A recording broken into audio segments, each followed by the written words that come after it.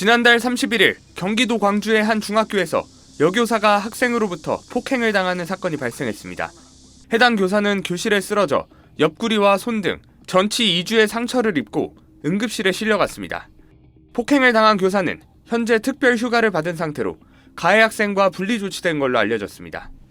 해당 사안은 지역 교권보호위원회에서 접수돼 오는 20일 심의를 앞두고 있습니다.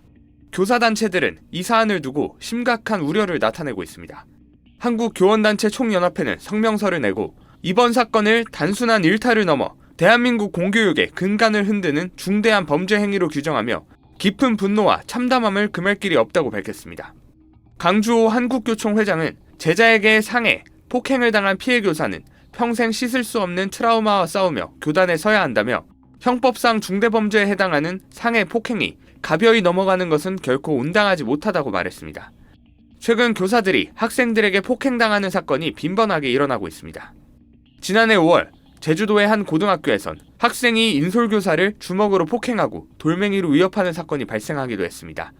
한 교권단체 관계자는 현재 학생 간 학교 폭력은 조치사항이 학생부에 기록돼 입시 등에 반영되는 반면 교사를 폭행해 전학이나 퇴학 처분을 받아도 학생부에는 아무런 기록이 남지 않는다며 중대 교권 침해에 대해선 학생부 기재가 필요하다고 주장했습니다.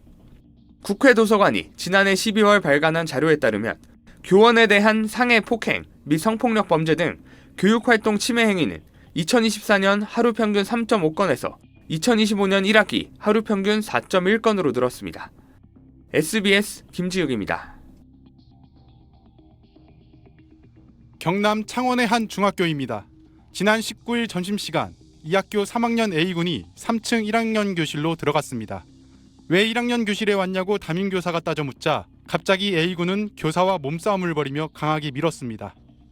학생에게 밀쳐진 1학년 담임교사는 복도 바닥으로 넘어지면서 허리를 다쳐 병원으로 옮겨졌으며 전치 12주 진단을 받았습니다.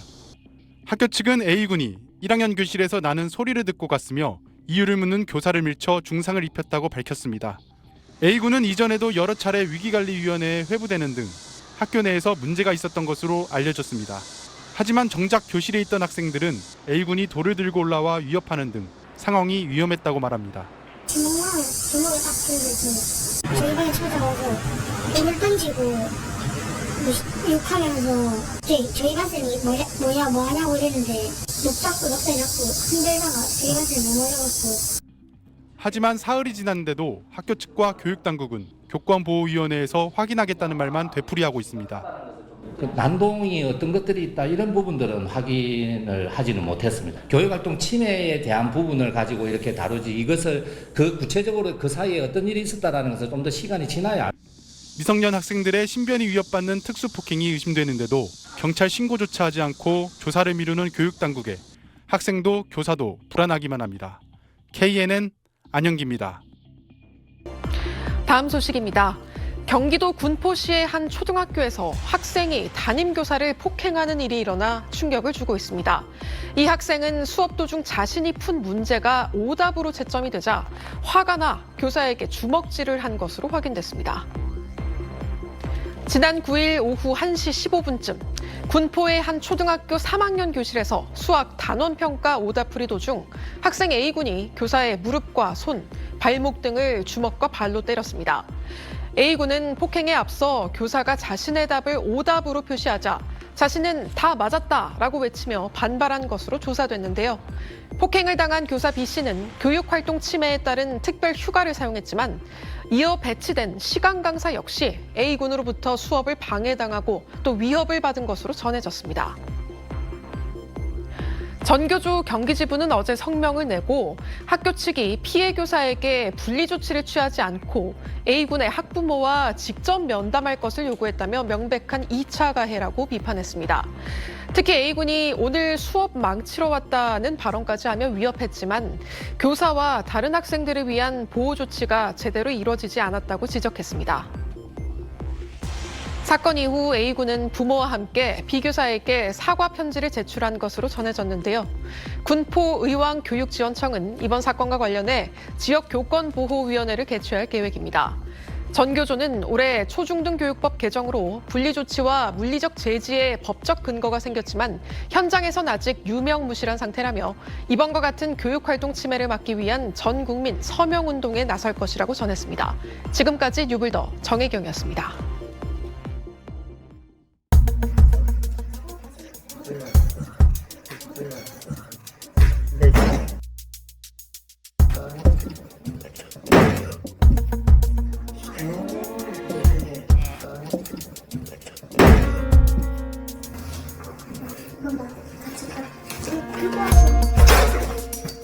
일단은 줄 거니까 저도 다 나가 있어. 나가 있어.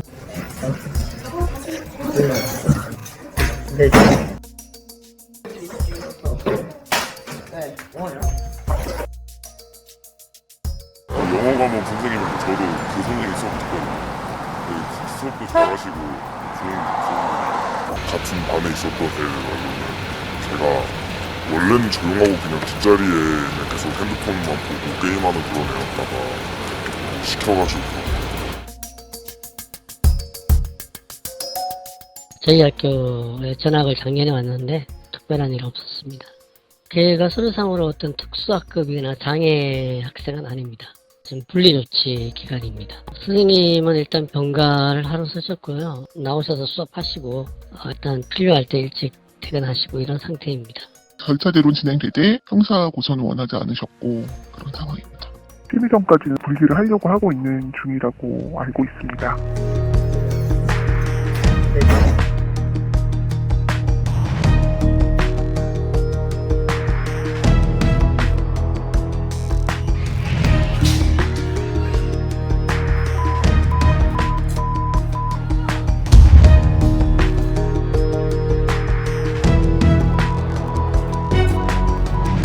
학생이 좀 때리거나 침을 뱉거나 이제 그런 상황이 많이 발생을 했었죠.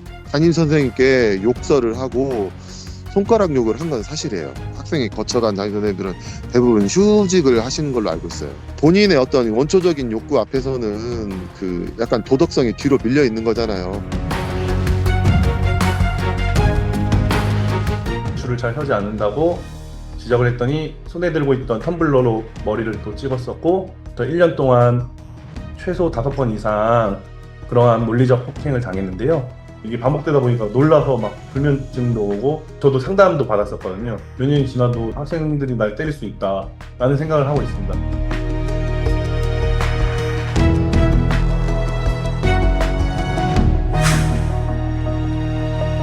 학생에 의한 인권 관련된 것들이 상당히 많이 신장되고 강조되어 오면서 교권에 해당되는 부분들이 상당히 좀 떨어지는 그런 부분들이 발생을 하는 것들이 있게 되고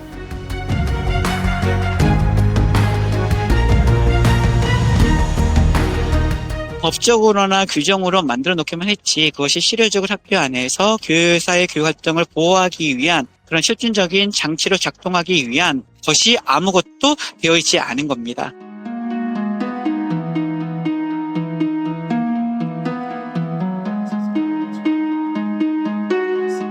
학교에서 일어나는 사건에 해당되는 것은 조금 더 엄격하게 처리를 하는 것이 맞고 가중처벌이라고 하는 걸 분명히 해야 된다라는 생각이 듭니다.